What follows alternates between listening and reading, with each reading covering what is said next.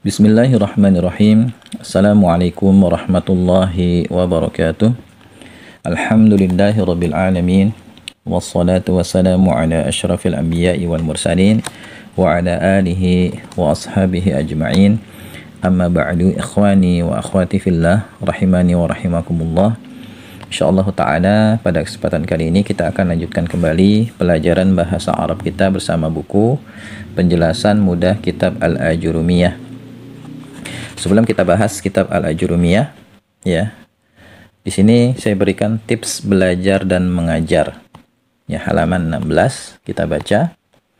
Untuk para pemula, ya, para pemula yang saya maksud di sinilah mereka yang belum punya dasar bahasa Arab. Ya, orang yang baru-baru belajar bahasa Arab. Ya, untuk para pemula, buku ini harus dipelajari bersama guru. Ya, tidak bisa dipelajari sendiri. Ya, sebisa mungkin cari guru yang bisa mengajarkan buku ini secara langsung. Jadi, kalau antum baru belajar bahasa Arab, maka cari guru yang bisa mengajarkan buku ini secara langsung. Ya, kalau bisa mengajarnya secara langsung, tatap muka. Ya, tapi kalau antum kesulitan mencari guru, ya, antum bisa memanfaatkan video yang saya share di YouTube, ya, untuk sarana memahami kitab ini. Ya, gitu ya. Jadi, sebisa mungkin antum cari guru dulu, ya, yang bisa mengajarkan secara langsung. Tapi kalau nggak dapat, susah gitu, ya udah belajar dari video juga insya Allah bisa, ya. Kemudian untuk para guru, ya, berikut ini cara mengajar yang disarankan.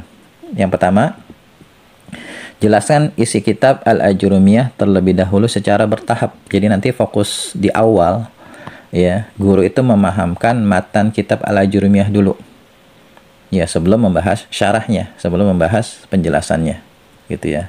Yang kedua, beri contoh kepada murid tentang cara membaca tulisan Arab dan terjemahkan arti setiap kata yang ada di kitab Al-Ajurumiyah. Jadi nanti guru membacakan matan kitab Al-Ajurumiyah, kemudian menerjemahkannya, ya. Kemudian yang ketiga, jelaskan isi kitab Al-Ajurumiyah dengan penjelasan yang semudah mungkin sesuai tingkat pemahaman murid. Ya, jelaskan dengan versi guru sendiri terlebih dahulu.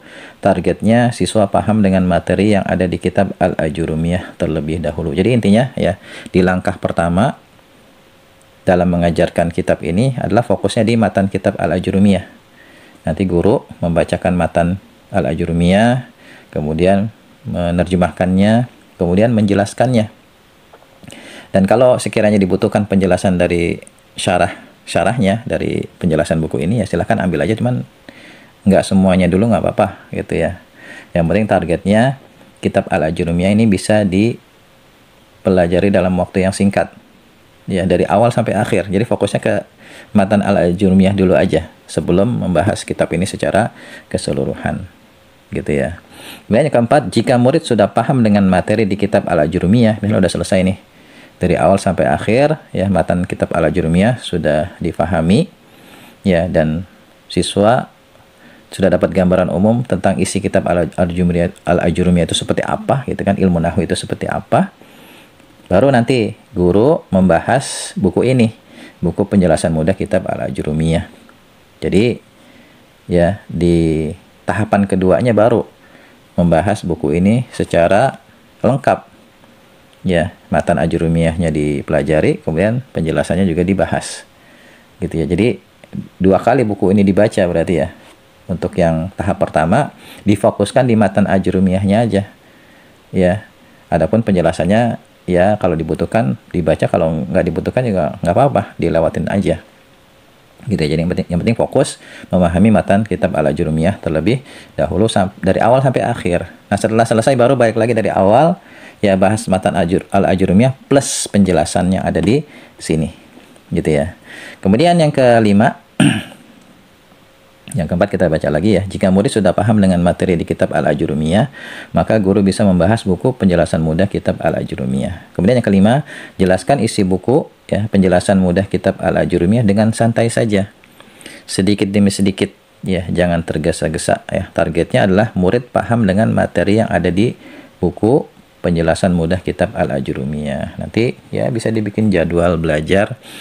Ya, pertama mungkin ditargetkan, ya. Misalnya pengen menyelesaikan buku ini dalam waktu 2 bulan atau 3 bulan. Nanti baru disusun jadwalnya. Ya misalnya setiap pertemuan harus belajar berapa halaman gitu. Tapi yang jelas belajarnya santai aja. Ya kita lihat kemampuan siswa. Kalau siswanya mungkin terlihat sudah paham dengan matan al-Ajurumiyah yang sebelumnya dipelajari, ya mungkin bisa dengan penjelasan yang agak cepat gitu. Cuman kalau ternyata siswanya masih belum terlalu paham, ya berarti belajarnya pelan-pelan aja. Yang penting mereka mau untuk terus belajar dan gak merasa berat gitu ya. Jadi sebisa mungkin kita jangan memberikan materi yang memberatkan siswa gitu ya. Yang keenam, jika waktu belajarnya singkat, guru bisa memberi penjelasan yang ringkas saja. Ya, jika murid sudah paham, maka cukup, tidak perlu diberi penjelasan panjang lebar. Ya, jadi kita lihat waktu yang kita punya juga.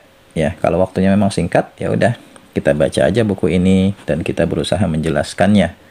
Kita nggak perlu dikasih tambahan contoh yang banyak. Ya, kalau sekiranya di sini sudah cukup, ya udah cukup. Ya, dengan apa yang ada di buku ini aja gitu. Ini kalau waktunya singkat ya. Kemudian yang ketujuh, jika waktu belajarnya banyak ya, guru bisa memberikan banyak contoh untuk semakin memperjelas materi. Ya, misalnya nih setiap pertemuan gitu ya, waktunya lama gitu, punya waktu yang lama gitu. Sementara materi yang dipelajari nggak terlalu banyak, nanti boleh tuh diberi penjelasan yang panjang lebar gitu. Sekiranya memang dibutuhkan, ya contoh-contohnya ditambah, kemudian latihannya mungkin bisa juga ditambah gitu ya.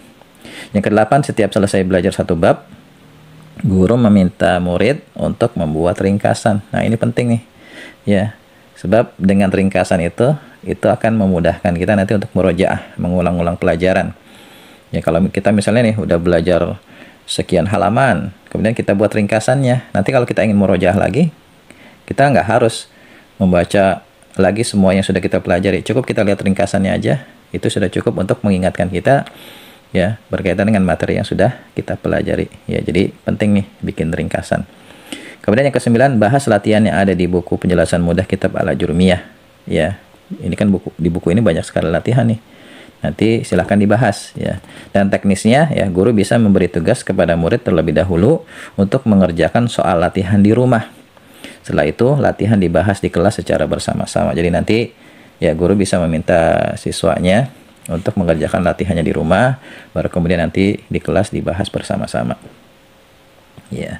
Kemudian yang ke-10, jika dirasa kurang, guru bisa memberikan tambahan soal latihan. Ya di sini banyak soal latihan, tapi kalau dirasa masih kurang ya silakan ditambah. Jadi modifikasi aja buku ini, contohnya dimodif, latihan-latihannya dimodif, silahkan ya. Yang penting siswa itu paham ya, dan merasakan kemudahan dalam mempelajari buku ini dan dalam mempelajari bahasa Arab secara umum ya. Kemudian yang ke-11 ya, sebisa mungkin guru sering memberi motivasi agar murid tetap semangat dalam belajar dan tidak mudah menyerah. Jadi tugas guru itu nggak cuma ngajar ya, tapi juga yang lebih penting dari itu adalah memotivasi siswa untuk mau terus belajar. Ya jadi nanti guru bisa mengingatkan siswa tentang manfaatnya kita belajar bahasa Arab gitu. Di antaranya ya dengan kita belajar bahasa Arab, nanti ibadah keseharian kita jadi lebih bagus, ya lebih berkualitas, salat kita jadi lebih berkualitas, doa yang kita panjatkan sehari-hari, zikir, ya tilawah Al-Quran jadi lebih berkualitas. Ya kita berusaha ya untuk memotivasi siswa, gimana caranya mereka mau terus belajar. Dan juga mungkin ya nanti guru mengevaluasi ya, kira-kira apakah para siswa keberatan dengan materi yang diberikan. Jadi silahkan lakukan diskusi dengan siswa dan nanti dicari solusinya. Kalau misalnya masih merasa berat, cari solusinya gimana caranya supaya mudah. Apakah mungkin materinya dipersedikit atau gimana? Ya silahkan nanti didiskusikan. Intinya gimana caranya guru ya memberikan materi kepada siswa dengan materi yang mudah, sehingga siswa merasakan mudah ya, mudah memahaminya, mudah menerimanya gitu. Seperti itu ya. Jadi penting ya motivasi untuk para siswa ya, agar mereka mau terus belajar dan gak gampang menyerah. Kemudian saran ya, sambil mengajarkan ilmu nahwu, guru juga bisa sambil mengajarkan ilmu sharaf ya, karena nahwu dan sharaf ini saling berkaitan. Jadi sebisa mungkin ya ajarkan juga ilmu sharaf dan bertahap aja ya, belajarnya dikit-dikit, diajarkan tentang tasrifan-tasrifan yang yang ringkas-ringkas secara bertahap sambil mempelajari buku ini. Ya. Jadi intinya ya, sebisa mungkin nanti guru mengajarkan materi dari kitab ini ya dengan santai gitu. Sedikit nggak masalah. Yang penting siswa itu paham. Ya daripada langsung dikasih banyak, malah siswanya puyeng gitu, pusing. Mendingan dikit-dikit aja. Ya dikit-dikit. Yang penting mereka mau terus belajar. Ada sesuatu yang mereka dapatkan. Nanti insya Allah lama-lama kan akan selesai gitu ya. Dan bagi antum yang belajar lewat video ya, silahkan nanti antum ya susun jadwal belajar pribadi ya. Dan saya sarankan antum bisa meluangkan waktu paling nggak sehari itu 1 jam ya untuk fokus belajar bahasa Arab. Nanti antum bikin jadwal belajar pribadi ya, atau membaca bukunya, simak videonya, kerjakan latihannya, nanti kita bahas bareng-bareng lewat video. Nanti akan saya berikan juga ya pembahasan dari latihan yang ada di buku panduan.